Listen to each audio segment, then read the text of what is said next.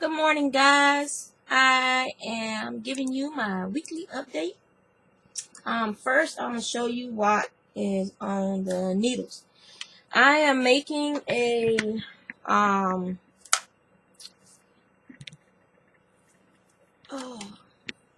scrap scarf. Basically, this is all the scrap yarn that I have left after I sent a bunch to my friend Jen, and so I decided to use it to make a scarf. So that's what I'm doing. Like, this part here is some leftover wool from making this hat, and this is a bright green. It's showing up kind of sage green, but it's actually a bright, very bright green color. And so yeah, so I finished this hat. It's crocheted, and then the brim is knit, so it's like a roll brim. And I also finished the other cotton cowl, and this is an infinity cowl, so it has the twist in it right here. So I also finished that. I just gotta weave in the ends. That was the last of my cotton. No more cotton, and I will only be buying small things of cotton as the need arises. So, and then this was some leftover cotton right here. Leftover cotton. And this is some leftover acrylic, I believe. And then this is acrylic, and then this is acrylic. And these balls, this is a cotton right here, and the rest of them are acrylics. So, but I'm trying to keep it all worsted weight. So this is a little bit smaller than worsted weight. So I'll do this green, and then I'll do the white, and I might look and see if I have another yellow somewhere to try and keep the greens, yellows, whites, try and keep it in that color range for this one. And then I'll use the other ones for some other projects. But yeah, so that's what I've been working on with my scrap yarn. And put this back in your bag. I need that white out. So this is all the scrap yarn I got left. Yay! Alright, now to get on with the spinning. Okay. I've been spinning a lot. Now that my bee is fixed, I have those 10 bobbins plus the 6 bobbins for my cross bee. So I've been doing a lot of spinning. Okay, so first we have this skein. This is alpaca.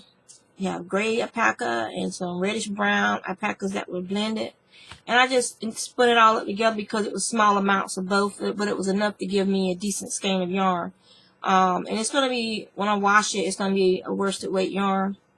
And it just needs to be washed now. I haven't counted the yardage on it yet, but it's probably around 200 yards in that skein. This one is 440 plus yards, probably around 450 yards, and it is a custom order from one of the people in Yarn for Breakfast knitting group I'm in.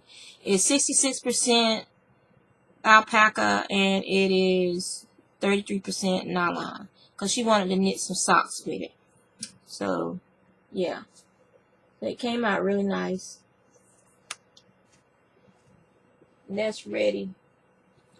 Alright, I have 2 skeins of the Shetland, the fine brown Shetland. The source for this fiber is Louette. There's just a little bit of that Welch fiber in there, because it was on the end of the bobbin, so I just went ahead and plied it with this. And so this is going to soften up a lot once I wash it. And I didn't count the yardage on any of these yet. I just put down the ply. They're all 3 plies. And once it blooms, I'll do the yardage on it. Or I might do the yardage on it later on in the day. I don't know. Alright, this is a remnant skein. This was a little bit of a bunch of different odds and ends that was in that big bag I showed you guys I got from the meal that day. And it has this white part right here is some of the Romney X that was left. The gray is an alpaca. This purple, these purples and these darks right here, those are merinos. This brown is alpaca. So it's a remnant skein, and probably about 220 or more yards in this one. Alright, now this is all alpaca right here, and it is in some beiges and some browns. I don't think, no, I didn't do yardage on this one either.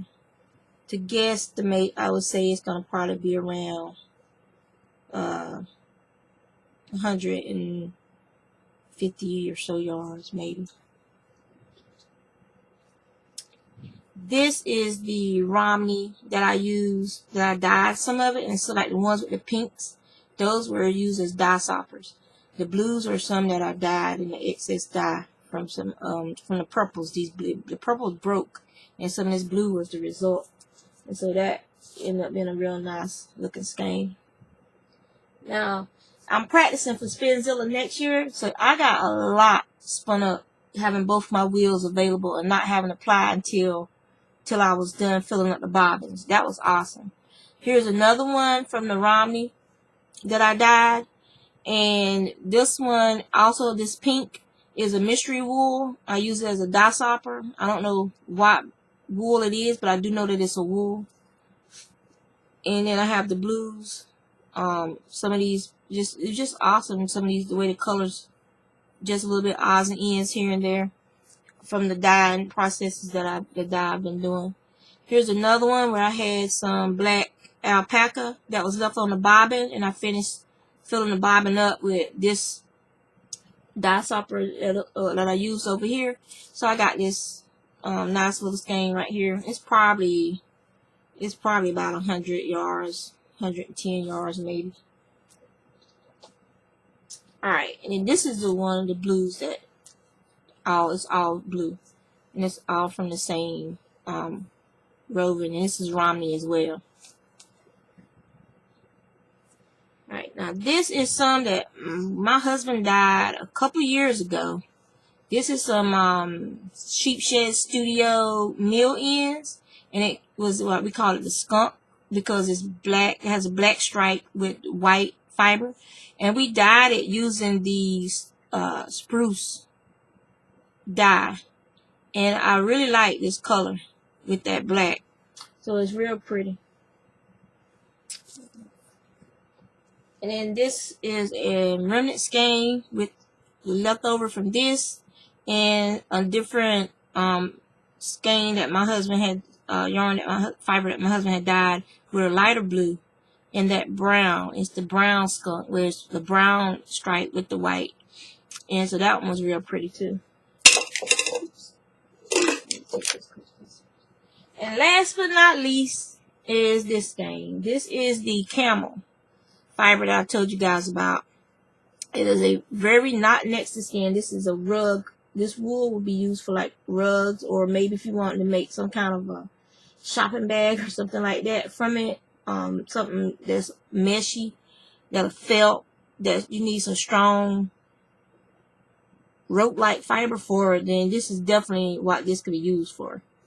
I don't know the yardage on this, but did I do the yardage on it? No. But it's a 2-ply. Most of it's a 2-ply. There is some of it at the ends of the bobbin. I went ahead and when I ran out on the other bobbin, I used and did a 3-ply on the end. So you have like a 3-ply for several yards on the ends, where I just wanted all the camel to stay with itself. So that's all the fiber I've spun since the last video implied. So yeah, I've been busy. Just to give you guys an idea of how much hand spun yarn is in my life right now. From me just spinning and not putting stuff up on Etsy like I'm supposed to. Here, I'll show you guys. Let me see. Okay. Now, see that basket right there? That's all hand spun. From the top of that, bottom of that basket to the top of it, it's all hand spun. That basket that's stacked up over there, against the wall in front of my cubes, that's all hand spun in that basket. So basically, it's like 2 baskets worth of hand spun in that basket too. So yeah, that's all hand spun. That's what happens when you spin. You don't knit or crochet while you spin, and spinning is my therapy. So I'd rather be spinning, but I don't know. Like I said, I need an assistant. Somebody to come over and say, okay, you finished spinning these. Let me get pictures of them, get the yardage on it, and get them up on Etsy, and you can just keep spinning. But I don't have that, and I don't like doing stuff like that. So I gotta force myself to do stuff like that. But yeah. But yeah, this is my woman cave, my craft room. It's a little room. It used to be the nursery. This was the nursery off the master bedroom, originally in this house. So it's like, I don't know, 12 foot by, I don't know. I never took the dimensions in this room.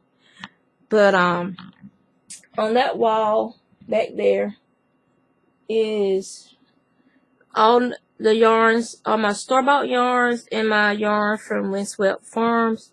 So that's the good stuff on that wall back there. Then you have like 1, 2, 3. There's 3 bins of fiber, and on top of the bins is some unprocessed fleece and some fiber that that I'm gonna be dyeing. That I have like 8 ounces of each of them, just so I can have a sample, like the pole worth, the tencel, and other fibers. It's up there. Then on the right hand side is some merino colored yarn fiber, dyed fiber, some merino blends and merino. Then these 3 blue, there's 3 blue bins, and the top bin is unprocessed fleeces. On top of that is fiber for dyeing, Romney and Falcon. There's 2 bags of Romney and Falcon, a bump of each. Then I have 2 border Leicester fleeces, border Leicester, however you say it, fleeces that I got from Maryland Sheep and Wool. And these are some real nice, clean fleeces. I have a CVM fleece in that top box that's unprocessed. I have Cormo that I got from Maryland Sheep and Wool that's unprocessed. I have a Winsdale fleece, and I have Panda's fleece from Walks Far Acres. And Panda, I believe, is a churro Cheviot mix. Her fleece does not have very much crimp at all. It's a very almost straight-haired fleece, which I think is a churro trait of having a straighter fleece. But it's it's softer too. It's not very coarse fleece. And I also have Chewy's fleece from this year in there. Now, there's also a bag of fiber that once I finish some of these odds and ends over here, that I'll be spinning, that is Chewy's processed fleece from last year when I went to Maryland Sheep and Wool. And Chewy, I believe, is Panda's dad, I believe. Now, over here, up there is like my Encore yarns. Most of that in that bin is, yeah, my Plymouth yarns in that top bin. Then these other ones are mainly acrylics that I've gotten from places. Those bags of brown fiber sticking out, those are actually bats of alpaca fleece, blended alpaca bats. And then there's some scarves I finished. But that's pretty much all my bookcases. There's a bookcase up there. My drum card is on top of it. I don't know if you guys can see it because of that glare. There's a bookcase behind those blue bins. Then I have these 3 bookcases. Yes, they've all loaded down. They have like my art supplies, my knitting, art books, my video games. Yeah, so this is my little woman cave. There's my mannequin sitting over there. So that's my craft room. And yeah. So enjoy. Y'all have a good day.